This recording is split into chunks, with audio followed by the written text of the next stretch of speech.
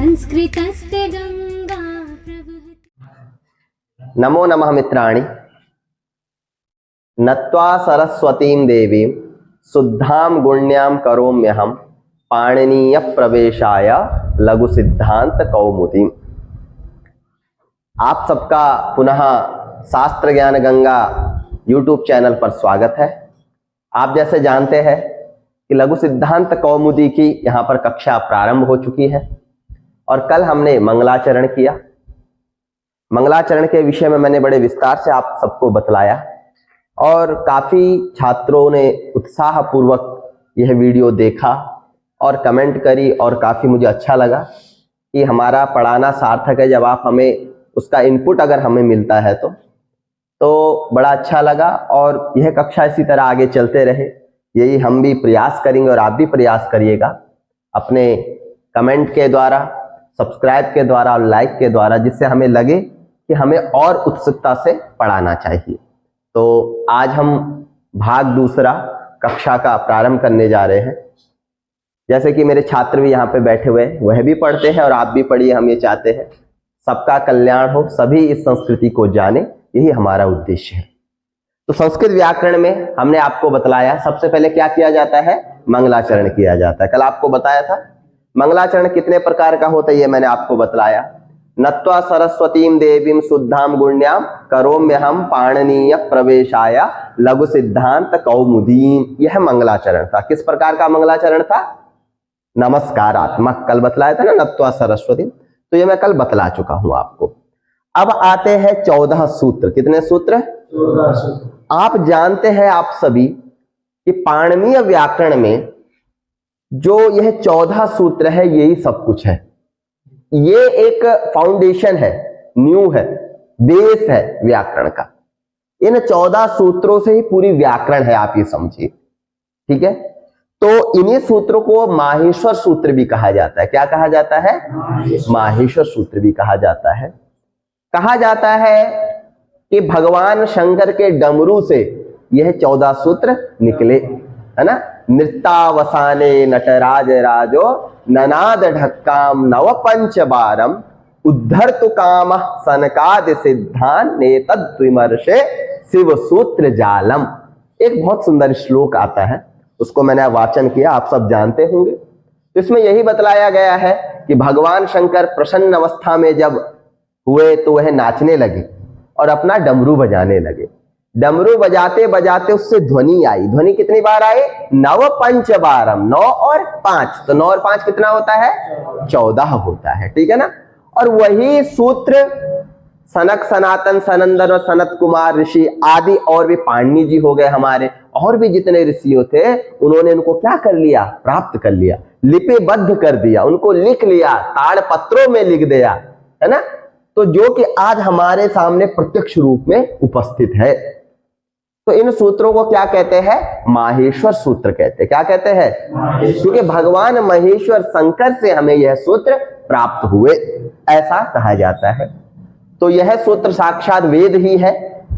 यह सूत्र क्या है? वेद ही है। जिस प्रकार से वेद हमारे लिए सब कुछ है, उसी प्रकार से ये 14 सूत्र भी क्या है? हमारे लिए पाणिनि व्याकरण के लिए उपयुक्त है। और इन्हीं से पूरी व्याकरण, इन्हीं से पूरा शब्द संयोजन जो होगा, शब्दों के बारे में जो अगर हमें जानना होगा, शब्दों का निर्माण जब भी करना होगा, आगे कोई भी सूत्र आएगा तो इनके बिना कुछ भी कार्य संभव नहीं है। ये आप निश्चिंत जान लीजिए। समझ रहे बच्चे? ठीक है।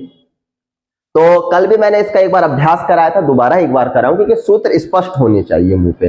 कई लोग अशुद्धि करते हैं, मैंने देखा है बहुत जगह, तो लोग बहुत अशुद्ध बोलते हैं उन सूत्रों को। तो शुद्धता का सबसे पहले हमें क्या होना चाहिए? ध्यान होना चाहिए, क्योंकि व्याकरण है। व्याकरण क्या है? व्याकरण हमारे मुख वाणी का जो मल है, उस मल को क्या करती है? दूर करती है। तो मल क्या है? जो अशुद्धियां हैं हमारी, जो त्रुटियां हैं हमारी, उनको हटा करके हमारे मुख में क्या लाती है? शुद्धता लाती है ना। तो ये व्याकरण कार्य करती है। तो एक बार मैं फिर वाचन कर रहा हूं। अ इ उण रील दृक ए ओं आई औच ह य व र ट लण यम गणनम झभय घ ढ धस जब गण दस ख फ छ ठ थ च ट त क प य स श सर हल। आप समझ रहे हैं मेरी सूत्र? समझे कैसे वाचन करना है? बिल्कुल आराम से करना है। अ ए उण रे लिक ए ओं आई औच हा या व र ट। हाँ समझ आ रही? इस तरह से हमें उच्चारण। कई लोग करते हैं आई उण रे लिक ए ओंग आई औच, नहीं, ये शुद्ध नहीं है, ध्यान रखिएगा, ठीक है ना? वो एक शुद्धता का परिचायक नहीं है। शुद्धता का परिचायक यही है, एक एक वर्ण आपके मुख से निकलना चाहिए, शुद्ध निकलना चाहिए। तो आप समझ गए इतनी बात मेरी? आप समझे सबके सब? तो यही क्या है, व्याकरण का बेस है, यही सूत्र, ठीक है ना? अब आ जाते हैं हम आगे। आगे क्या कहा देखिए, उसी के नीचे पंक्ति लिखी, लघु सिद्धांत कौमुदी की पुस्तक आप सबके पास होगी मुझे आशा है, और आप देख रहे होंगे। तो उसके नीचे लिखी है पंक्ति, इति माहेश्वराणि सूत्राणि अणादि संज्ञा अर्थानि ऐसा मंत्या इतः हकारादिष्वकारा उच्चारणार्थः लण मध्ये तो इत संज्ञकः। ये पंक्ति है। क्या कहा? इति माहेश्वराणि। इति शब्द भी यहां पे मंगल का सूचक है। किसी भी कार्य को आरंभ करने से पहले क्या लगाया जाता है? इति। शास्त्रों की परंपरा है। या अंत में भी क्या लगाया जाता है? इति। तो इति यहां पे किसका सूचक है? ये भी मंगल का सूचक, क्योंकि यहां से लिखना प्रारंभ कर रहे हैं वरदराजाचार्य जी, ठीक है ना? तो लिखा इति माहेश्वराणि सूत्राणि। कहा ये क्या है 14? ये 14 क्या है? तो प्रश्न किया तो उत्तर दिया इति माहेश्वराणि सूत्राणि। ये क्या है? माहेश्वर सूत्र है। ये क्या है? सूत्र है। माहेश्वराणि, माहेश्वराणि का अर्थ होता है महेश्वराद आगतानि माहेश्वराणि, जो भगवान शंकर से आगतानि प्राप्तानि, जो हमें प्राप्त हुए हैं, उन्हीं को हम क्या कहते हैं? माहेश्वराणि। बात समझ आई? माहेश्वराणि को कैसे तोड़ेंगे हम, ये भी हमें जानना है, ठीक है ना? तो माहेश्वराणि को कैसे तोड़ेंगे? महेश्वराद आगतानि। क्या बोलेंगे? बात समझे? महेश्वर से जो हमें क्या हुए? प्राप्त। आगतानि मतलब प्राप्तानि, प्राप्त हुए, ठीक है ना? तो उन्हीं को क्या कहते हैं? माहेश्वराणि, है ना? तो माहेश्वराणि कानि, क्या है वे माहेश्वराणि? तो कहा सूत्राणि। वो क्या है? सूत्र है। बात समझ आनी? कौन सा सूत्र है? तो ये है आ ए उण रे लिक ए ओं। बात समझ आएगी नहीं आई? तो कहा माहेश्वराणि सूत्राणि कानि इमानी। बात समझ आई नहीं? कौन है? ये है। ये कौन? समझ आई आप लोगों को? बात समझ आ रही है? आ रही है बच्चा? ठीक है। कहा चलिए ठीक है, ये माहेश्वर सूत्र है, भगवान शंकर से प्राप्त हो गए, पाणिनि जी को प्राप्त है, पाणिनि जी ने लिख दिए, ठीक है ना? लेकिन किमर्थानि, क्यों लिखे? क्या प्रयोजन है?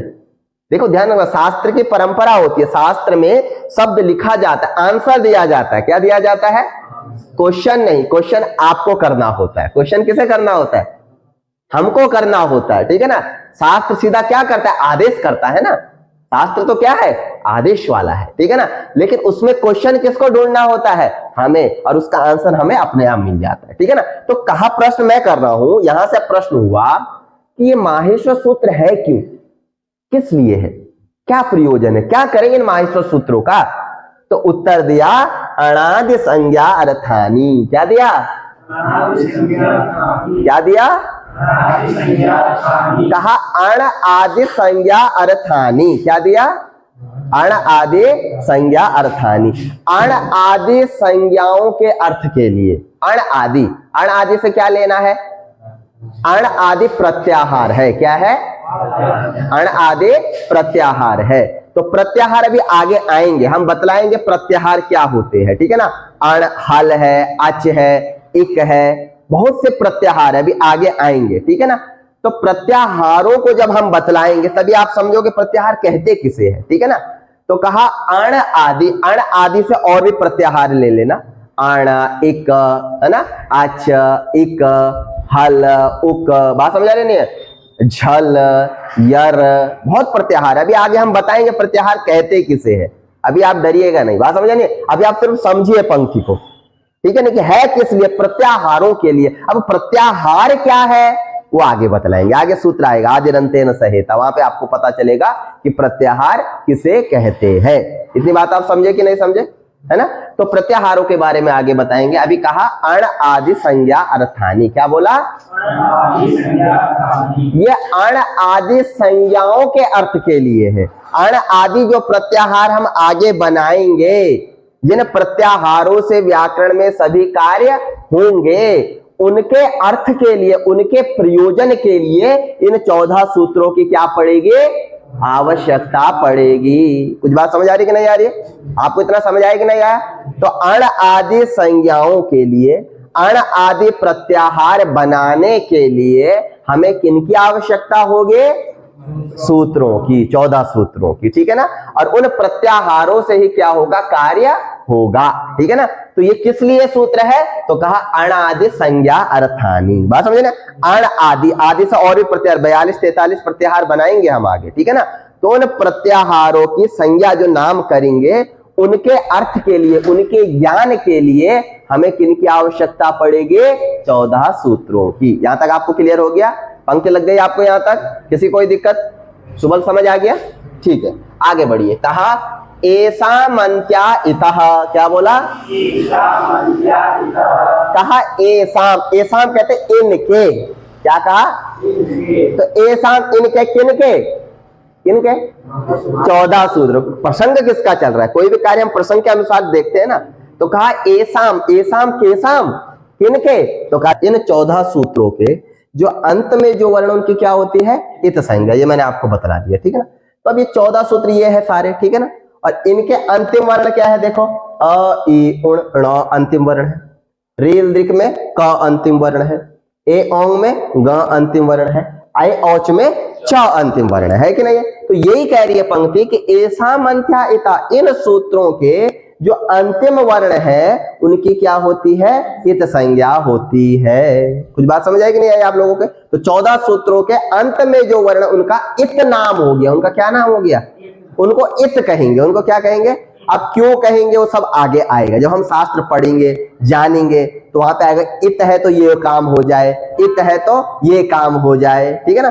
सिर्फ अभी आप इतना समझिए कि इन 14 सूत्रों में जो अंतिम वर्ण हमें दिखलाई दे रहे हैं, उनकी इत संज्ञा होती है। इतनी बात आप समझ गए सभी? चलिए आगे बढ़िए। देखो कहा हकारादिष्वकारा उच्चारणार्थः। इस पंक्ति को समझिए। प्रश्न ये हुआ कि अ ए उण में अ बोल दिया है, एक बार बोला है कि नहीं बोला? अ बोल दिया है ना। लेकिन देखा जा रहा है कि हय वर्ण इन व्यंजन वर्णों में पुनः अ आ रहा है। ह में भी अ है। आप जानते होंगे बिना अच वर्णों के या बिना स्वर के व्यंजन नहीं बोले जाते। बोले जाते हैं क्या? मैं आपको कहूं कि अ हटा दो, ह बोलो, बोल पाओगे? मैं कहूंगा क में अ हटा दो, क बोलो, बोल पाओगे? नहीं बोल पाओगे। तो बिना स्वर के क्या नहीं होता? व्यंजन नहीं बोला जाता, नहीं बोला जाता। तो यहां पे यही प्रश्न किया कि ह में अ है क्यों, य में अ क्यों है? हकार आदिशु, हकार आदि वर्णों में, आदि से ले लेना ह य व र ल य सारे वर्ण, ठीक है ना, इन सूत्रों में जितने वर्ण है। तो कहा हकारादिशु, हकार आदियों में अकार जो अवर्ण दिखलाई दे रहा है वह उच्चारणार्थ, वो किस लिए है? उच्चारण के लिए है ना। बाकी उसका कोई प्रयोजन नहीं है। प्रश्न यही किया आचार्य जी ने, भाई एक बार अ बोल दिया, दोबारा दोबारा अ बोल दे, क्या पता इसका कोई प्रयोजन हो, कुछ विशिष्ट हो, तभी बोल रहे हैं। तो क्या ऐसा कोई प्रयोजन नहीं है। हकार आदि वर्ण जो है, व्यंजन जितने भी वर्ण आपको दिखलाई दे रहे हैं, उनमें जो अवर्ण है वो केवल मात्र किस लिए है? उच्चारणार्थ, उच्चारण के लिए है। आप बिना स्वर के व्यंजन को नहीं बोल पाओगे, इसलिए आचार्य सब जगह क्या दिख रहा है? अ दिख रहा है। इतनी बात आप समझ गए? यहां तक कोई आपको परेशानी नहीं होनी चाहिए, ठीक है ना। तो इतना ही कहूंगा।